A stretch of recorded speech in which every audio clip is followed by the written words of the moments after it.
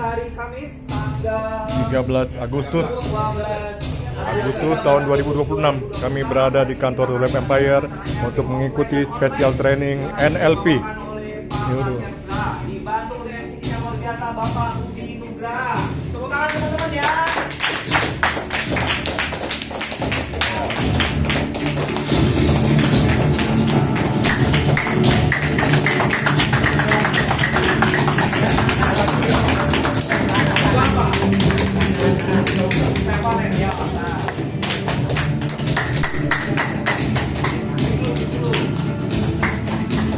Semangat LL, semangat Pagi. Apa kabar? Saya juara. Pokoknya setiap acara NLP kalau di luar sana kebanyakan apa kabar jawabannya Pak luar biasa, dahsyat, benar nggak? Iya. Di perusahaan-perusahaan banyak yang di sekitar kita ya. Tapi kenyataannya kita nggak pernah secara terperinci menyebutkan bahwa dahsyatnya untuk siapa, luar biasanya untuk siapa. Benar nggak? Ya. Jadi alam semesta bingung, Tuhan bingung. Ditanya apa kabar, luar biasa, luar biasa. Ya. Jadi yang memberi rezeki bingung. Saya ingin Bapak Ibu lebih terperinci. Kalau saya tanya apa kabar, jawabannya Saya sang juara. sambil bersyukur ya. Tapi jangan jadi kesombongan, sambil bersyukur kita hari ini, sore hari ini kita masih diberi kesehatan, masih diberi nafas hidup, masih diberi tenaga dan pikiran. Setuju kita bersyukur ya. Yap. Jadi mengucapkan aku sang juaranya dengan bersyukur pada Allah Tuhan yang Maha Kuasa. Amin. Ya, jangan jadi kesombongan karena sombong awal kejatuhan. Yap. Dan yang keduanya kan kalau tadi aku sang juara, kaya raya, sehat, dan bahagia. Ya. Yang kedua kalau saya tanya lagi, ikhlas ya, kasih semangat sebelahnya. Anda juga sang juara, kaya raya, sehat dan bahagia ya. Ikhlas ya. Orang ikhlas itu rezekinya lebar ya. Di luar sana banyak orang nggak suka lihat orang lain sukses, nggak suka. Kita harus menyemangati walaupun crossland bukan jaringannya, kasih semangat. Anda juga sang juara, Anda bisa kaya raya, Anda sehat dan bahagia. Oke, siap ya? Siap. Terakhir kita semua sang juara, kaya raya, sehat dan bahagia ya. Oke. Yang hari ini nanti kita akan belajar ilmu yang luar biasa. Dari ilmu ini kita yakin akan mempermudah kita mencapai kesuksesan di Lab Empire. Yap. Oke, siap? Yap. Tadi Bapak Ibu sudah tepuk tangan ya. Kalau tepuk tangan tadi kan semakin kencang aliran darah kita lancar. Kata ahli kesehatan semakin sering tepuk tangan semakin sehat ya. Sekarang saya ingin teriak-teriak supaya apa? Masuk ke bawah sadar bahwa kita sesungguhnya dilahirkan adalah sang juara. Kita telah mengalahkan miliaran sel sperma. Hanya satu pemenangnya yaitu kita sang juara. Ingat Bapak Ibu, pulang hari ini materi boleh lupa, tapi yang Anda boleh jangan lupa ya, Anda adalah sang juara. Kalau bisa jangan lupa dua-duanya. Ya, jangan lupa materinya, jangan lupa diri Anda. Oke, kita mulai. Jadi tepuk-tepuk udah. Sekarang apa kabar? Saya sang juara. Kaya raya. Sehat. Sehat. Bahagia. Apa kabar? Anda kaya raya. Sehat. Bahagia. Apa kabar? Kita semua sang juara. Kaya raya. Sehat. Bahagia. Bersama Rulan.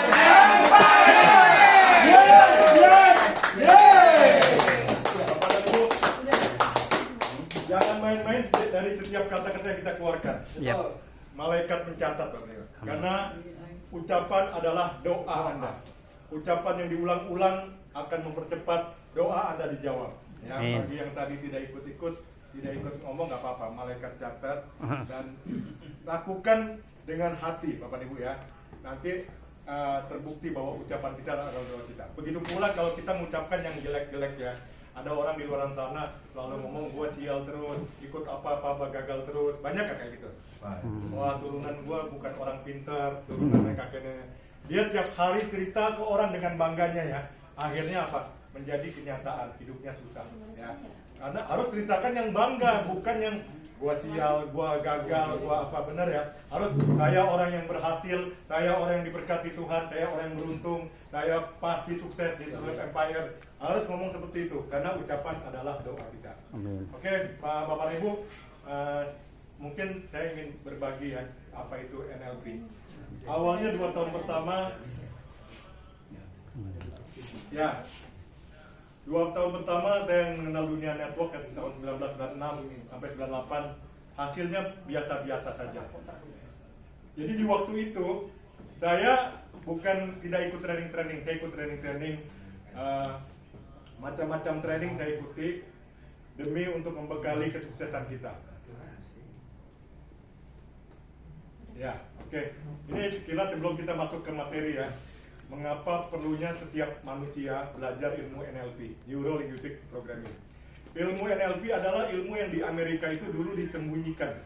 Jadi jangan heran negara Amerika itu tahun 1943 dia sudah bisa bikin bom atom, ya. Jadi banyak orang-orang tuh yang hebat-hebat belajar ilmu NLP tapi tidak pernah dibuka ke berbagai negara ya, menjadi ilmu yang jadi rahasia. Ya. Jadi negara Amerika itu negara maju ya, banyak pengusahanya sukses ya, menguasai segala bidang karena belajar ilmu Neuro Linguistic Programming. Dan ada lagi disempurnakan dengan NAC, Neuro Association Conditioning oleh Anthony Robbins ya. Jadi bersyukurlah kita belajar ilmu ini, ilmu yang tidak ada di kampus, tidak ada di sekolahan manapun. Nah, ilmu ini yang akan membekali kita bagaimana kita bisa mengeluarkan potensi diri yang ada di dalam diri kita. Orang sebut raksasa tertidur. Ya. Sekarang saya ingin tanya, kalau kita ikut training MLM ya, training MLM dimanapun juga, biasanya kita dikasih apa? Impian, supaya kita pegang kuat-kuat impiannya ya. Ingin punya rumah besar, mobil mewah, tabungan miliaran ya. Akhirnya kita punya impian yang kuat. Pertanyaannya, kalau impiannya ada, kita mau ke Bandung, tujuannya kan Bandung. Mobilnya tidak ada, ya. Atau ada mobilnya kita nggak bisa mengendarainya, bisa jalan nggak? Mobil Avanza sama Lamborghini beda nggak sama Ferrari? Beda. Keinginannya kuat untuk sampai di Bandung ya, untuk mencapai impian, keinginannya. Masalahnya kita nggak punya skill. Nah, skill itu bisa ditingkatkan di NLP ya. Jadi kita harus belajar skill bagaimana kita mengelola pikiran kita. Jadi dulu kita orang yang yakin kita sang juara, tapi di perjalanan waktu hidup banyak orang nggak yakin lagi bahwa dia adalah sang juara. Bukan karena salah siapa-siapa, karena dia tidak bisa mengelola pikirannya. Nah, NLP adalah tool ya, tool alat bagaimana kita memprogram ulang pikiran bawah sadar. NLP ini bukan mengajarkan kita hanya menjadi orang sukses, kaya raya dalam hal materi, bukan.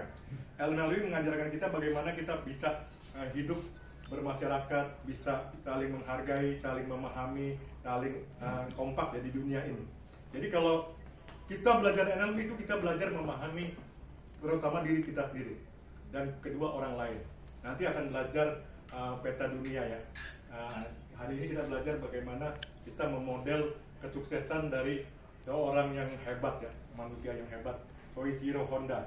Jadi yang dia pembuat motor Honda awalnya. Kedua dia mobil Honda. Bapak dan Ibu pasti pakai motor Honda ya. Di Indonesia sudah mungkin 70 tahun ya. Honda itu merajai seluruh dunia. Sudah terjual mungkin miliaran motor ya. Ada yang motornya kalau nggak Honda, Yamaha, Kawasaki, kalau nggak Suzuki, ada nggak? Jarang ya.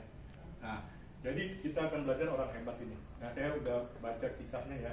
Di usia 14 tahun dia kerja di toko sepeda bapaknya. Akhirnya dia melanglang buana, dia kerja di tempat lain, akhirnya dia buka bengkel dan tempat dia ciptakan mesin yang kuat untuk balapan, cuman akhirnya tabrakan, luka, hampir mati ya Honda, akhirnya bangkit lagi. Nah, ini orang yang luar biasa. Nah, saya yakin beliau walaupun nggak belajar NLP, tapi dia menggunakan ilmu NLP. Jadi otodidak ya. Jadi kayak orang main gitar tuh, ada yang nggak perlu panggil guru, tapi dia lancar ya. Tapi ada juga yang sebagian besar dia harus panggil guru. Hari ini yang otodidak itu lebih sedikit. Nah, saya bukan yang otodidak, saya belajar NLP dari tahun 1998. Setelah 2 tahun, biasa-biasa aja prestasi di networknya biasa ya.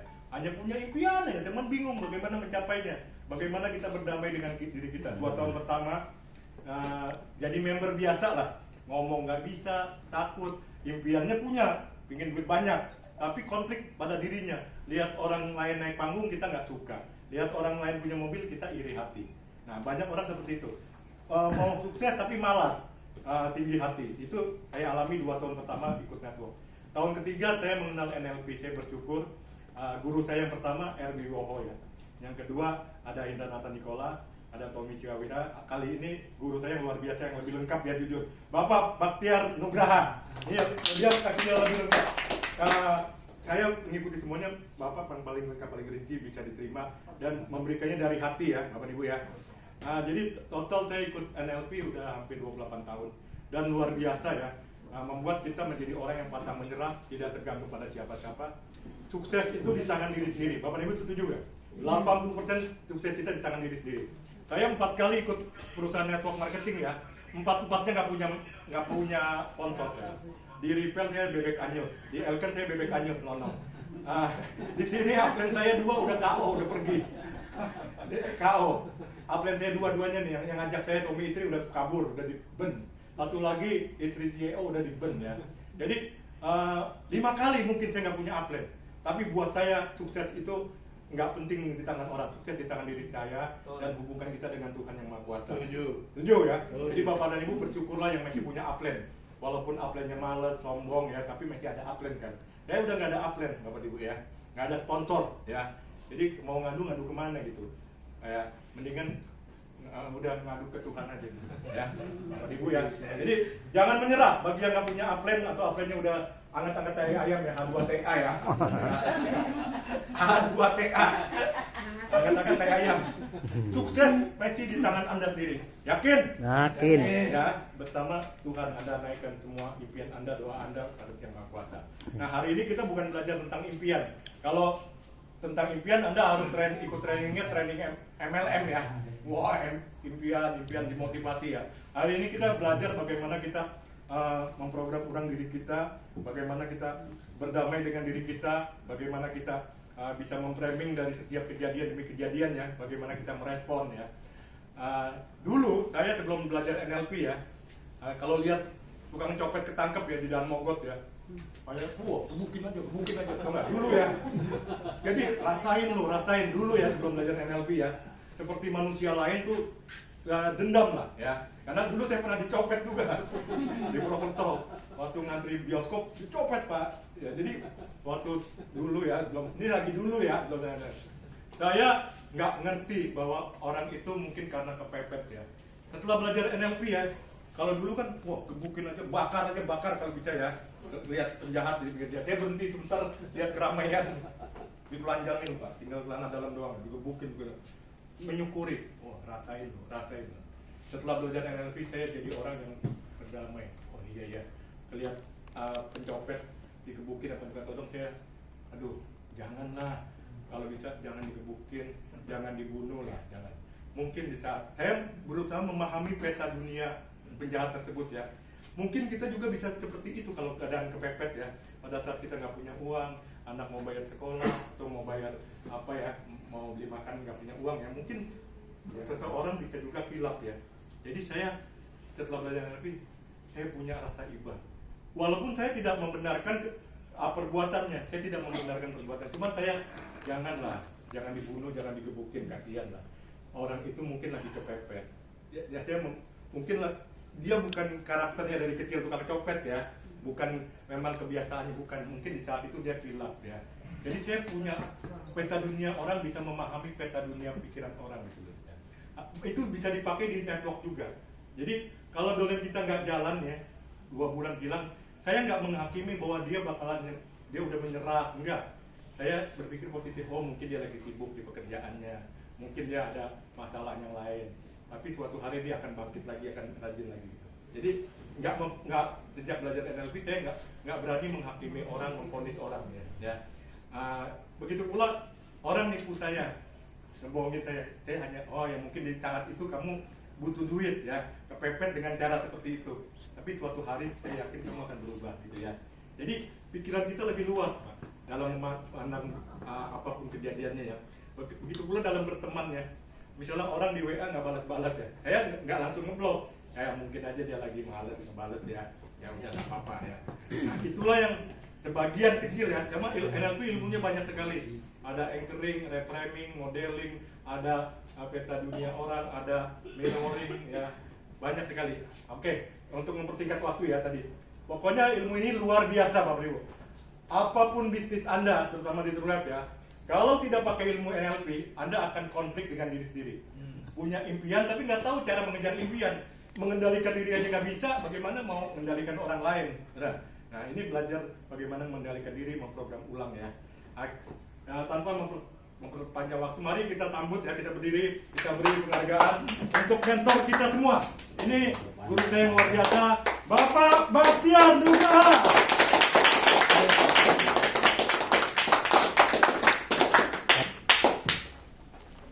Terima kasih Pak Rudi. Terima kasih banyak. Sama-sama Pak, sama-sama. Luar biasa dan biasa duluan. Kenapa? Karena istri saya bilang, Papa di luar aja Pak. Maksudnya nggak boleh masuk, pulangnya pelan dong di pintu kuncinya. Apa? Oh kuncinya itunya dikunci bukan bisa. Kuncinya di pintu. Oh, iya. Pak.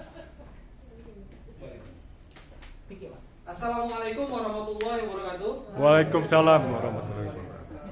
Selamat siang, salam sejahtera untuk kita semua. Om Swastiastu, Namo Buddhaya, salam kebajikan. Semangat pagi. Apa kabar? Aku sang juara, kaya raya, sehat dan bahagia. Amin. Selamat datang Pak Togi. Hari ini ada yang baru masuk kelas pertama kali, Pak Iskandar. Selamat datang Pak Is.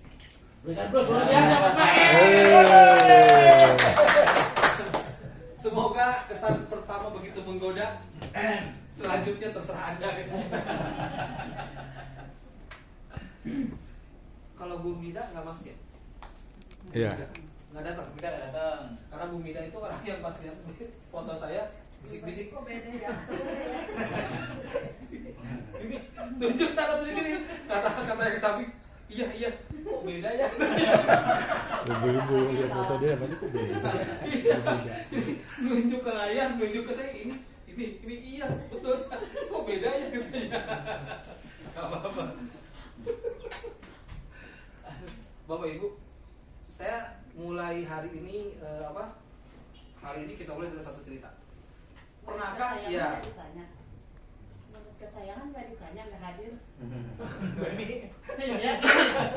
Ngabarin tadi. Oh, udah Maaf, ngabarin. ada acara di Bandung. Izin. Jangan izin. WA. Ada acara di Bandung. Bapak Ibu, pernahkah kita ketemu dengan orang yang kecilnya kayaknya susah gitu, gedenya sukses? Sering ya? Benar. Dulu dia jualan koran, bantu-bantu ibunya jualan, atau dia kayak Jenderal Dudung tuh, Abdul Rahman. Iya. Dulu jualan makanan ke Kodim, Iya. ya kan? Gedenya sukses jadi jenderal. Pernah makanannya dibuang, pernah diusir, Ya. jatuh, kue-kuenya pada tumpah, pernah. Pernah seperti itu. Banyak yang kayak gitu. Kenapa? Teman-teman, kita pernah bahas satu kata, don't miss twice. Jangan kalah dua kali. Ya, itu di Atomic Habit ada. Kalau kita janji besok pagi jam 5 bangun mau olahraga, ya bangun. Kalau ternyata malas bangun, besoknya harus bangun. Nggak boleh sampai 2 kali berturut-turut. Kenapa? Karena ketika 2 kali berturut-turut membentuk pola malas. Kalau udah terpola, udah balik ke yang pertama. Nah, orang-orang sukses itu yang tadinya susah, misal yang jualan koran itu yang punya ini Lamborghini. Bukan Rolls Royce. Yang Charles Royce apa namanya ya? Pokoknya dia jualan koran. Pagi jualan koran, sore jualan koran. Hujan, badai, salju turun tetap jualan koran. hari pertama ketika badai salju turun mungkin dia segan buat keluar kan, tapi karena kebutuhan akhirnya dia tetap keluar jualan-jualan. Ya. Besoknya cuma sama. Apa yang dia kalahkan? Yang dia kalahkan nyamannya dia tidur. Dia kan lagi tidur, aduh kalau saya nggak jualan nggak makan gitu kan. Nah, ketika dia mampu mengalahkan kenyamanan, ketika dia mampu menghilangkan rasa malasnya menundanya, disitulah dia jadi juara kecil. Ya kan? Juara kecil. Rasa malas hilangkan. Menunda hilangkan. Juara kecil itu yang membentuk dia menjadikan seseorang yang punya identitas. Saya tetap bergerak, saya tetap mampu untuk melangkah meskipun keadaannya memaksa saya untuk diam. Saya tetap maju ke depan meskipun dalam kondisi tidak nyaman.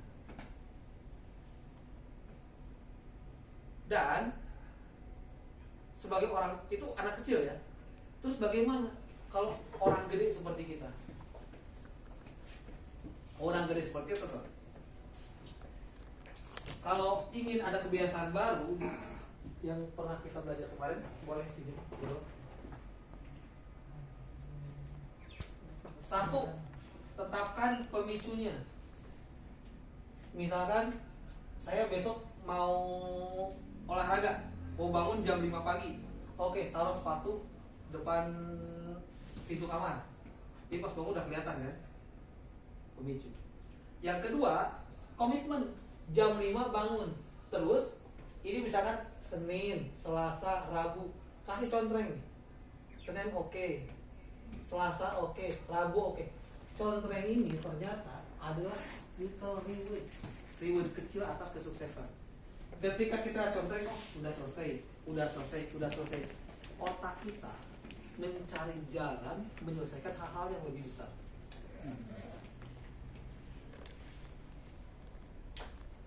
Nah kemudian kalau waktunya terlalu banyak sehingga kita nggak bisa ngatur gitu, oh saya gimana bisa olahraga gitu, kan harus nganter anak sekolah segala macam kan, ada ibu gitu ya. Ada teknik yang kedua, habit stacking. Tempelkan kebiasaan baru di kebiasaan lama. Misalkan Bu Halida mau ke pasar, jarak dari rumah ke pasar itu 5 km. Biasanya bawa motor langsung depan pasar, jangan parkir depan pasar. Enggak, jadi depan sekolahan cukup 1 kilometer aja, 4 kilometer aja jalan. Enggak. Jadi 300 meter sebelum itu udah parkir motor baru jalan. Kita tempelkan kayak gitu. Saya mau prospek, susah banget ketemu orang, tapi setiap hari belanja ke pasar, tempelkan kebiasaan prospek dengan belanja. Jadi kalau selama ini beli ikan di situ-situ aja, sekarang beli di sini. Jadi semua tukang ikan kita bina hubungan baik sampai satu saat kita sharing sesuatu. Beli sayur juga sama. Ya, Suatu saat kita jadi tukang ikan. tukang ikan juga. Gitu. Nah Bapak Ibu, kita mulai aja. Udah mulai dari tadi. Oh,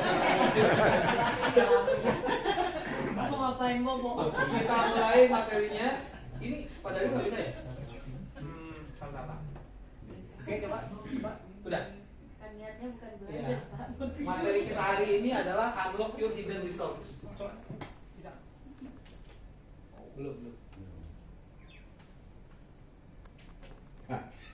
Ngapain? Ini beda nih makanya. Pakai AI. Lebih beda lagi. Untung nggak ada Bumida untung. Kalau ada Bumida kok beda. Tambah geleng-geleng.